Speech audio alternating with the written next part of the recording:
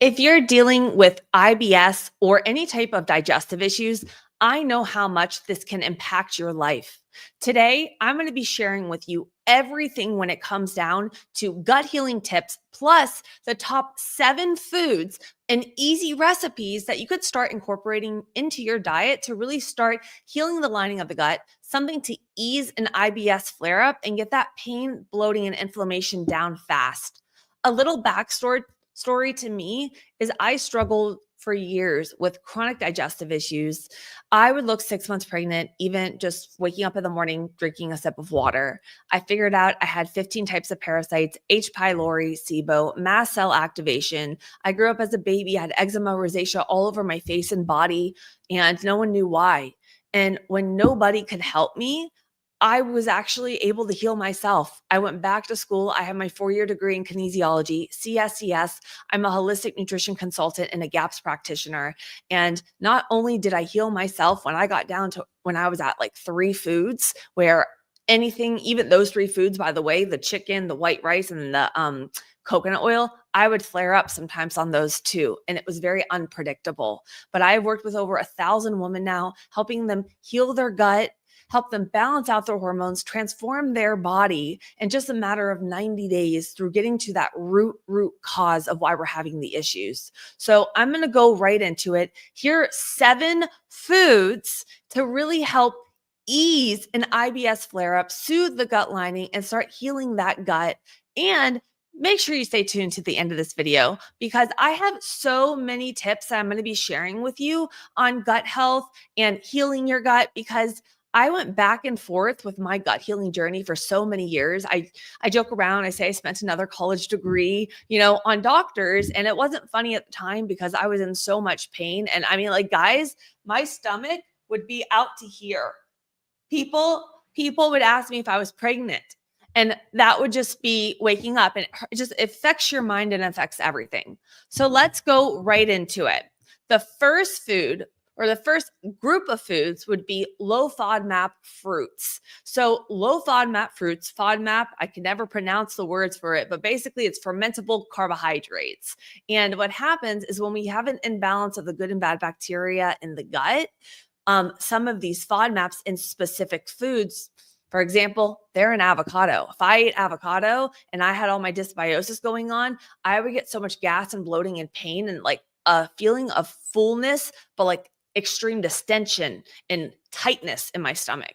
So we could do things like our berries are great, strawberries, kiwi, papaya, and oranges. Those are low in the FODMAP, so that may not cause as much symptoms like gas and bloating. And also they're very high in vitamins and antioxidants to really help reduce inflammation in the gut. Blueberries were such a great one for me, and I really loved making, like, just for a nice snack, I would get a little parfait bowl with my blueberries, my blueberries. I would do the kiwi in there too, because it really helps with constipation. And I would melt some coconut butter on top of it and drizzle it with hemp seeds for healthy carbs, fat, and protein. It was such a delicious little treat. And you could even throw cinnamon on there for blood sugar regulation. And kiwi, by the way, is specifically incredible for for relieving constipation. I did a whole video on my YouTube. Check it out. It's on kiwi fruit and how 2 kiwis a day have been shown to be better than taking psyllium husk and relieving constipation and IBS symptoms. So the first food, we're kind of going to group it right here into low FODMAP fruits. And the reason that I group it here is because everybody's body is different. When I'm working with a client, if they have, mold, Lyme's, mast cell activation, or they've been eating, for example, massive amounts of strawberries in their diet because that was the only thing they couldn't react to for a long time, but they had such severe leaky gut that they created sensitivity to that, because this could happen. The foods that we eat all the time, if we have so much gut inflammation, I became allergic to chicken, or sensitive to chicken, not allergic, but sensitive, to where I would get so many digestive issues because that's all I ate for so long.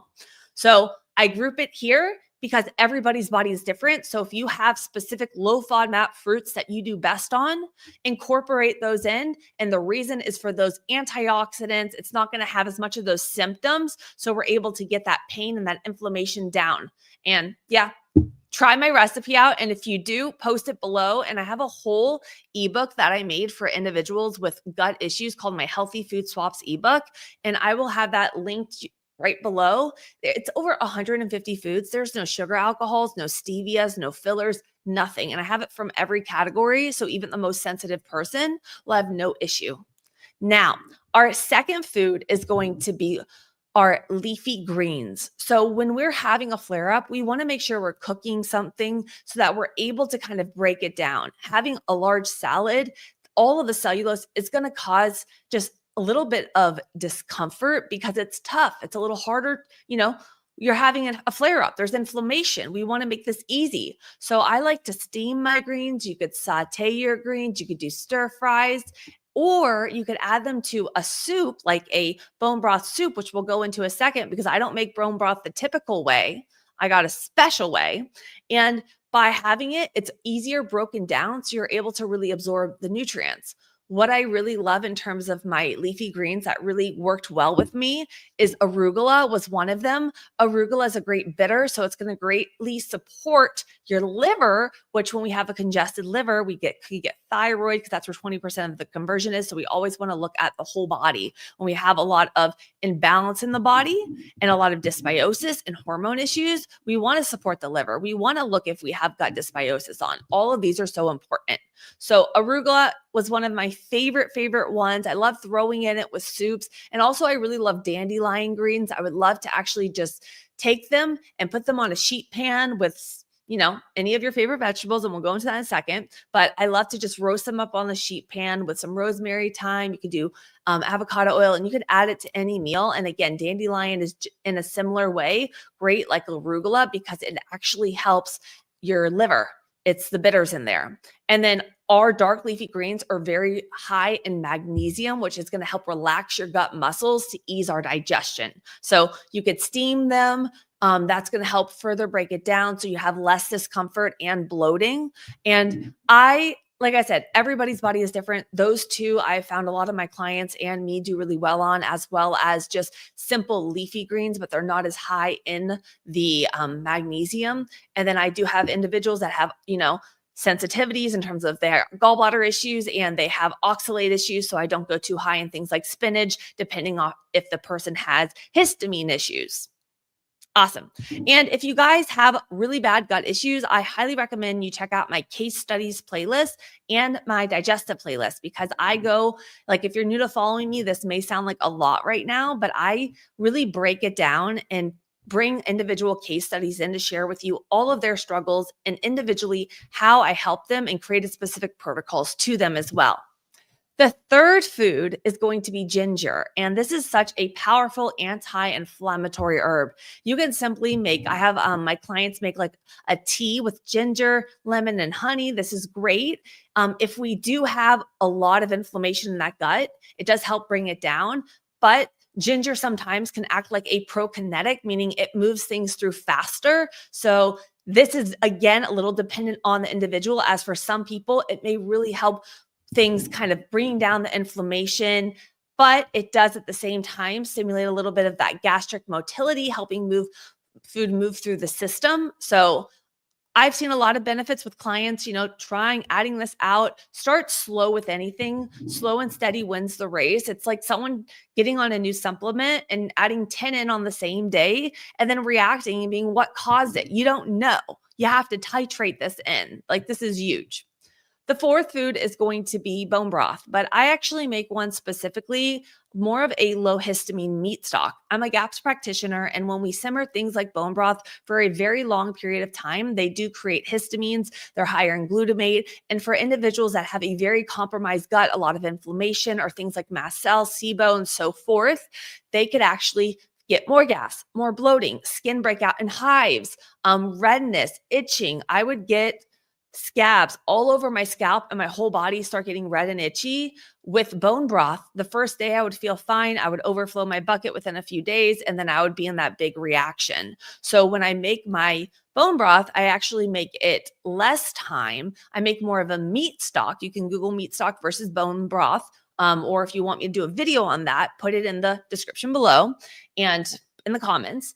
And you're going to get so much collagen still. You're going to get all of the amino acids. You're going to support healing the gut lining with the proline, the glycine. It soothes the inflammation in the gut. So simple for your body to digest. And when we do have a compromised gut, or we do have, a lot of things like SIBO, we don't have enough stomach acids, so we're not able to break down all of our amino acids, and that goes towards our neurotransmitter functions. So if we, are getting a lot of anxiety, we have a lot of inflammation in the gut, bone broth is just very easy to absorb. But if you have histamine issues, starting with a meat stock and then going from there as your gut heals and seals, we don't just have to go all in beast mode. We have to go slow because we're having inflammation. And if we're doing something new too, we have to see what works for the individual. And if you do struggle with severe digestive issues, like I said, I've been in your shoes. I have clients come to me. They've had a foot of their colon removed. They're on Miralax, Dulcolax, chronic pain, can't go to the bathroom, plus menopause. I get them losing weight, going to the bathroom, off of all laxatives. I got a girl off of laxatives, 16 of them she was on, and we're down 32 pounds. All her hormone imbalances are gone in a matter of 90 days. And if you're in a place where you're just like, I want to get my health back, I want permanent results, I want you to head to my description below and fill out my questionnaire. Come join my 90-day whole body transformation, where I work one-on-one with my clients for my digestive coaching to help them heal their gut, get down to the root cause for good while balancing out their hormones. And they come to me, guys, with some of them down to like 2 foods, chronic flare-ups. They don't know what to eat. The anxiety is so high. We got cravings, fatigue, and I even get them weight loss at the same time because we work on everything and get down to that key root cause. So head to the description if you just feel like this is your unicorn moment and we're that right fit. Let's go back to it. The next one is going to be number 5. So a dairy-free, more like a lactose-free yogurt. I love doing the Harmless Harvest coconut yogurt. Some of us are actually sensitive to dairy. I am allergic to dairy. My throat closes. It's a way of getting just a little bit of probiotics in there to help support the gut and taking that dairy perspective out if the individual does have triggers to dairy. And a good way to know if you're allergic to dairy or sensitive to dairy, because sensitivities and allergies are different things, is to cut it out for a month, and then try it again and see how you feel. You will know. And coconut yogurt, like I said, it has probiotics to support your gut lining. You can make a parfait with it, with all of your low FODMAP fruits in there. You could throw in there, if you're okay with a little bit of like, I like taking my berries and I'll get them frozen and then I'll melt them a little bit so that they're runny and then drizzle that on top. So good. Just like so good. And then you could even like, what was I going to say here? My mind is going. You could take these. The reason I say to avoid the lactose is because the lactose sometimes triggers that bloating and the digestive upset. And then the sugars in there are higher in FODMAPs, going back to the FODMAPs and the fermentable carbohydrates. That's why I wanted to say. And then the 6th food is going to be our squashes. Squashes are, again, low FODMAP, so they're less likely to cause bloating. You're going to get fiber to help support the gut, motility, and to bind things up too for running the opposite direction, but it's not going to be irritating at the same time. And you could add them to soups.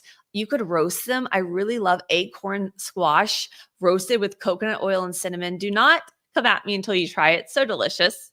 And then my final one is going to be peppermint tea, because it contains methyl, which really helps relax the muscles in the digestive tract, helps with pain, spasm, soothes our gut, and it really could be taken as a tea or a capsule for some individuals.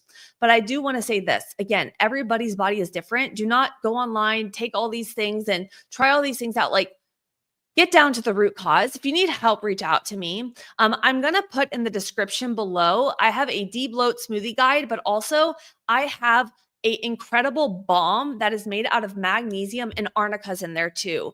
And what goes on your body is absorbed into your body within 20 minutes. I have a special discount for you.